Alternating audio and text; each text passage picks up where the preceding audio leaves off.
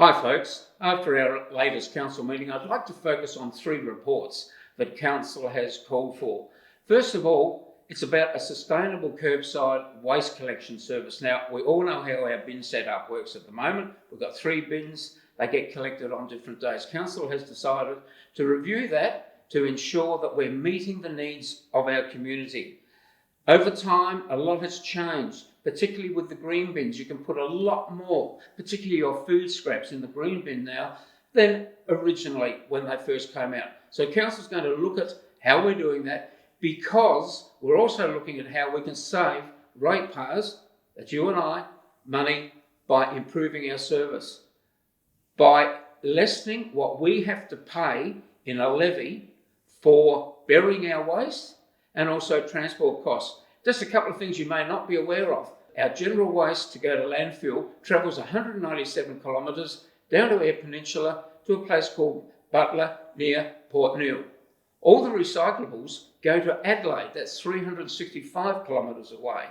Our green waste stays in Whyalla, is processed in Whyalla, and then is used in our gardens, by our farmers and the general gardening industry. We need to reduce the amount of rubbish that is going to landfill. The state has a target of 70% diverted from landfill to save us money. Whyalla is way behind that target. The last financial year, we collected more than 8,570 tonnes of total amount of rubbish. More than 55% of that went to landfill, a lot because of contamination in our green waste. Less than 45% was diverted.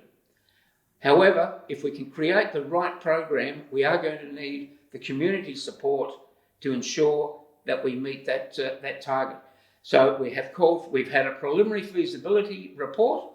We like what it says. We are going to delve a lot deeper now to review, are we providing a bin service that meets your needs, and how we can keep reducing that cost on, as I said, our ratepayers and also the environment.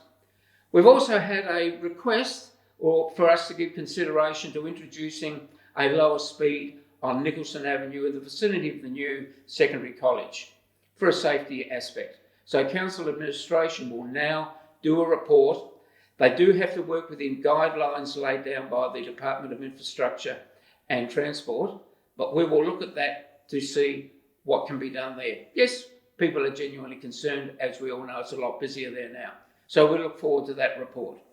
One thing you may not know is that local government, as part of cost shifting by other governments over the years, we are responsible for the school crossings. Now, just up the road, the nearby Nicholson Avenue Primary School, their crossing is due for replacement later this financial year, and that will be around about $250,000. That's something that local government, once upon a time, didn't have to pay for. We do now, but it's all in the aid of safety.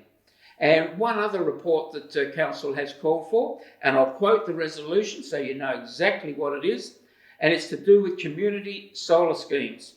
The resolution is that council undertakes an investigation into the possible models, viability and success factors of community solar schemes that may be beneficial to Whyalla residents and businesses as a contribution to the ongoing sustainability and well-being of our city. Now, I'm sure you certainly would welcome that type of report, and if we can see our way into the future of some community solar schemes benefiting it all.